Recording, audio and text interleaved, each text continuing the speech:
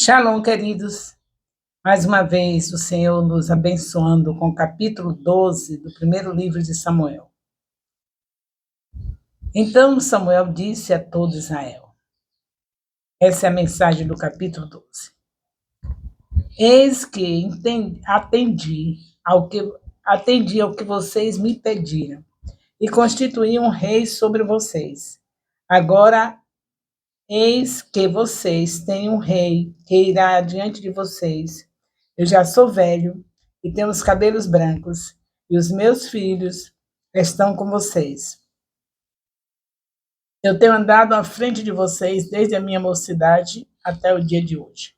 Eis-me aqui, testemunhe contra mim diante do Senhor, diante de seu ungido, de quem tomei o boi, de quem tomei o jumento, a quem enganei, a quem oprimi, e das mãos de quem aceitei suborno, para encobrir com ele os meus olhos.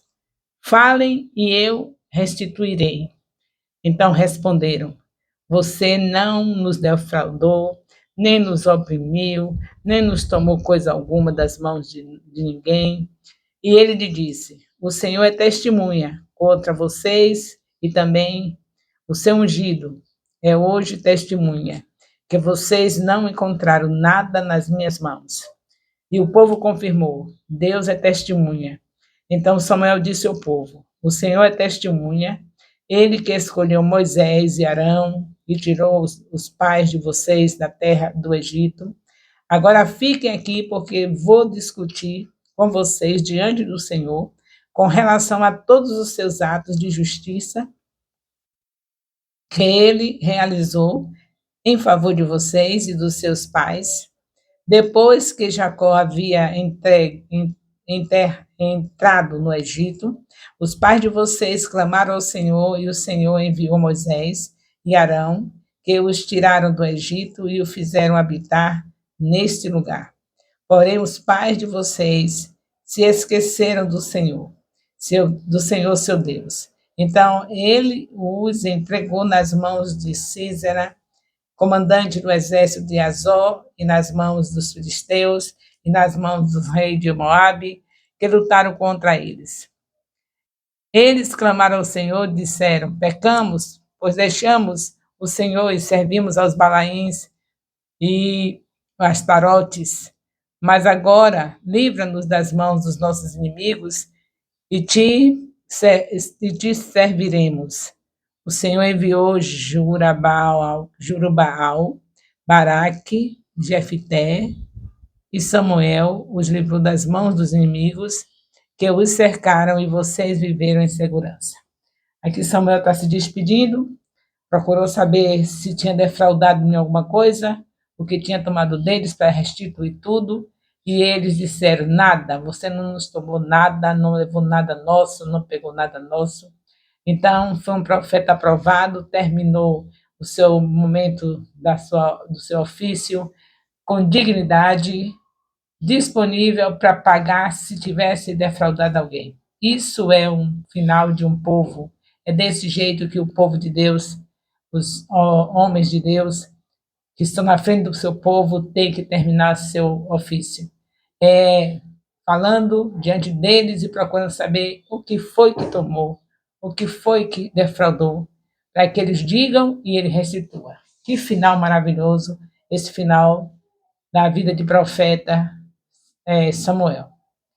Esse é o capítulo 12, Samuel desse jeito, sendo honrado, confirmado diante do povo que não tomou nada de ninguém. E agora ele está repassando as coisas que o povo fez de ruim, e depois, quando se arrependeram, Deus veio novamente para eles e livrou dos inimigos. Está lembrando do período dos juízes, falando de Jerubaal. Vocês estão vendo aqui Jerubaal no capítulo 12, versículo 11. Quem era Jerubaal? Estão lembrando? Já falamos dele, que foi o Gideão, que teve aquela família desastrada. Aquelas histórias todas que vocês já ouviram estão à disposição no YouTube, os vídeos continuam lá, e vocês não devem ficar somente no estudo que já está cá adiante, devem voltar atrás, repassar tudo, porque o propósito de Deus é que vocês falem O que ele fala, da nossa boca tem que sair o que Deus fala. Porque nem só de pão viverá o homem, mas de toda palavra que sai da boca de Deus. Nós, esse Ministério Apostólico Internacional, Filho de Jerusalém, vamos viver da palavra que sai da boca de Deus. Não é em vão esse discipulado de 1 capítulo por semana com os discipuladores e 3 capítulos por dia em nossa casa. Então, nós vamos falar o que Deus fala, nossa língua só vai sair o que sai da boca de Deus. E tenha certeza que teremos os melhores anos do Ministério Apostólico Internacional, Filho de Jerusalém. Aí vocês continuam aqui falando Samuel se despedindo do povo, mostrando a sua fidelidade a Deus, a sua honestidade diante do povo. Esse é o capítulo 12, que é só descrevendo, falando do que Samuel é e falando de que ele estava saindo de uma maneira honesta. E isso é muito importante. No capítulo 13, nós vemos guerra entre os israelitas e os filisteus. Aí Saul já está, mais uma vez, se envolvendo aqui para lutar pelo povo. É assim que o rei fazia, ele tinha que ter um exército bem formado para dando vitória ao seu povo. Vamos ver o que Saul fez aqui nessa guerra entre os israelitas e os filisteus. Saul havia reinado em Israel durante 1 ano. No segundo ano do seu reinado sobre o povo, escolheu 3.000 homens de Israel, 2.000 homens estavam com Saul em Micmas e na região montanhosa de Betel. E 1.000 estavam com Jonatas em Gibeá e de Gibeá de Benjamim. Saul despediu o resto do povo para cada um para a sua casa. Jonatas derrotou a guarnição dos filisteus, que estava em Gibeá, e os filisteus ficaram sabendo disso. Saul, então, mandou tocar a trombeta por toda a terra, dizendo: que os hebreus escutem isto. E todo Israel ouviu dizer: Saul derrotou a guarnição dos filisteus, e agora os filisteus estão com ódio de Israel. Então o povo foi convocado para se juntar a Saul em Gilgal. Aqui nós já estamos vendo Saul todo organizado para vencer as guerras, e também vemos que o seu filho Jonatas já está aqui entrando em cena também, nesse exército do seu pai, Saul. Os filisteus se reuniram para lutar contra Israel, com 30.000 carros de guerra, 6.000 cavaleiros e povo em multidão como areia, que está na praia do mar. Eles acamparam em Micmas, a leste de Bet-Aven. Vocês sabem que todos esses nomes, esses lugares, vocês facilmente descobrem, pesquisam e ficam sabendo a distância de um lugar para outro, tudo direitinho. Amem a palavra de Deus e pesquisem. Poderia dar tudo pronto para vocês, mas o tempo aqui não dá para estar trazendo as pesquisas, a parte da teologia mais profunda. Por mais que eu estude, eu não posso passar para vocês aqui, porque aqui o tempo é curto. Qualquer necessidade pode me procurar. A nossa casa não é difícil, não é bem fácil o acesso, fica bem pertinho da congregação do Silva Jardim. Qualquer pessoa chegando ali, só é pedir a secretária que ela telefona e nós providenciamos a vinda, ensinando a nossa casa, porque o nosso prazer é na lei do Senhor. Nela nós meditamos de dia e de noite. Então, qualquer discípulo ou discipulador que quiser vir estar comigo para tirar dúvidas ou ver uma parte mais profunda em relação à parte teológica, conhecimentos que a gente sabe que são mais profundos, estamos disponíveis. Temos uma escola, que é a fonte de onde nós tiramos os ensinos, que é a Escola Charles Spurgeon, e aí só é procurar, que nós estaremos juntos estudando com mais profundidade. Aqui eu estou passando de leve, mas os interessados em se aprofundar podem vir à nossa casa, que nós marcamos os nossos momentos de irmos mais fundo no estudo da palavra de Deus. O meu prazer é a lei do Senhor desde os meus 7 anos. E é por isso que Deus me deu o direito de ser a vice-presidente do Ministério Apostólico Internacional Filho de Jerusalém. Aos meus 70 anos, estou agora de verdade como vice-presidente, porque está tudo no papel, documentado. E agora eu tenho o prazer de levar esse ministério aos melhores anos que teremos pela frente. São os melhores anos, porque se estamos imergidos na palavra, estamos imergidos em Jesus, como está escrito em João, capítulo 1, versículo 14. Ele é a palavra. Então, meu prazer é o Senhor, meu prazer é a palavra dele. Aí nós vemos Saul oferece sacrifícios e é reprovado por Samuel nessa batalha aqui com os filisteus. Saul oferece sacrifícios e é reprovado. Por quê? Vamos ver aqui a partir do versículo 8 desse capítulo 13. Saul esperou 7 dias, segundo o prazo determinado por Samuel. Mas como Samuel não veio a Gilgal e o povo foi se espalhando dali, então Saul disse: Tragam-me aqui o holocausto e as ofertas pacíficas, e oferecerei o holocausto.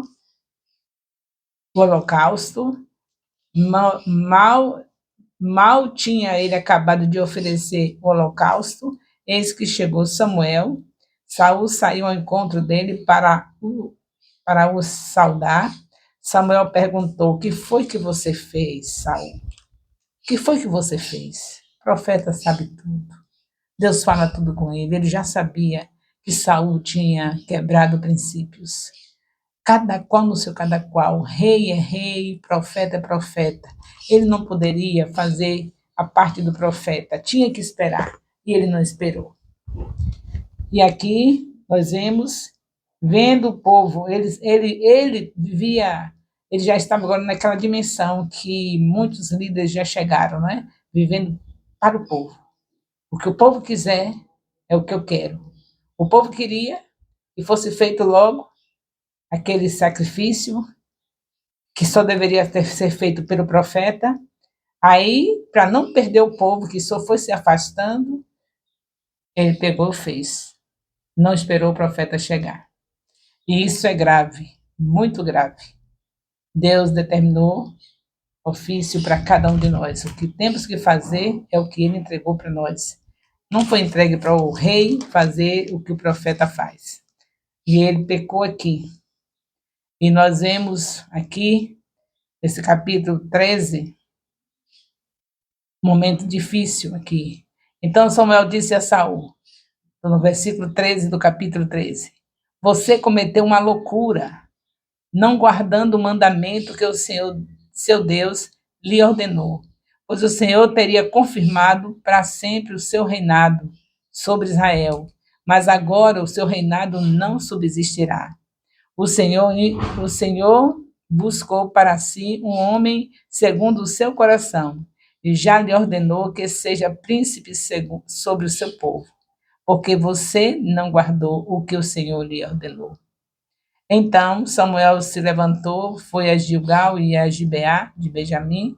Saul contou o povo que estava com ele, eram cerca de 600 homens. Saul, o seu filho e Saul, o seu filho Jonatas e o povo que estava com eles ficaram em Geba de Benjamim, enquanto os filisteus estavam acampados em Micmas. Os saqueadores saíam do campo do filisteu em 3 tropas. Uma delas tomou o caminho de Ofra, a terra de Saul, de Sual, a terra de Sual, aqui não é Saul. A outra tomou o caminho de Bet-Horon e a terceira o caminho de onde se avista o vale de Zeboim, na direção do deserto. Ora, em toda a terra de Israel não havia um único ferreiro, porque os filisteus tinham dito para que os hebreus não façam espadas nem lanças. Por isso, todo Israel tinha de ir aos filisteus para molar as lâminas dos arados, as enxadas, os machados e as foices. Os filisteus cobravam dos israelitas 8 gramas de prata para molar os fios das lâminas das enxadas e 4 gramas de prata para molar a machado e aguilhadas. Por isso, no dia da batalha, não se achou nem espada nem lança na mão de nenhum do povo que estava com Saul e com Jonatas. Só Saul e seu filho Jonatas tinham essas armas. A guarnição dos filisteus saiu ao desfiladeiro de Micmas. Bem, aqui nós estamos vendo assunto que todos lendo com paciência vão entender. É uma guerra, Saul desobedecendo ao profeta Samuel, fazendo o papel do profeta, Deus não se agradou disso. E nós vemos que não está indo bem agora o reinado de Saul. Como Deus apenas permitiu, não era a vontade de Deus, então já era de se esperar que houvesse fracasso. Você já viram outros assuntos onde Deus apenas permitiu e também não deu certo. Já passamos por assuntos como, por exemplo, a Penina e Ana. Eucana com 2 esposas, uma para gerar filhos e a outra que não era estéril, chorando, e a Penina pirraçando, que não era esse o procedimento que deveria ter a mulher que estava ali só para gerar o filho para aquele casal. Era para se comportar de uma maneira digna, só como alguém que estava gerando para o casal. É que hoje nós já temos outros processos, mas naquele tempo o processo era esse. Mas, como Deus, a vontade dele é que o homem só tenha uma mulher, então, por conta disso, não deu certo o que aconteceu com Penina e com Ana. Foi problema, porque era apenas permissão, não era a vontade de Deus, nunca foi a vontade de Deus que o homem tivesse mais de uma mulher. Mesmo sendo só para gerar filhos, não deu certo. Aqui também, do mesmo jeito, não deu certo um rei que o Senhor não queria. E foi apenas o povo que quis. E o Senhor disse: deixa, eles não querem. Sabia que já ia dar problema, não era a vontade de Deus. Já começaram os problemas aqui no capítulo 13. Aí, sendo lido com atenção, vocês vão entender tudo o que está acontecendo aqui. Eu já fiz assim, bem rapidinho um comentário e uma leitura bem rápida, mas vocês podem ler compassadamente, na direção do Espírito Santo. O discipulado vai ficar maravilhoso, todos lendo com muito carinho a palavra do Senhor. E aqui nós vemos que temos um capítulo bem prolongado, muita coisa para se saber, que é o capítulo 14. E aí, aguardem o próximo discipulado para a gente ver Deus destrinchando toda essa história aqui, a vitória de Jonatas, filho de Saul, aqui no capítulo 14. Glórias a Deus. Bendito seja o nome do Senhor. O amor de Deus, nosso Pai, a graça salvadora do nosso Senhor Jesus Cristo, a comunhão do Espírito Santo, seja com todos os discipuladores e discípulos do Ministério Apostólico Internacional, Filhos de Jerusalém, desde agora e para sempre. Amém. Glórias a Deus.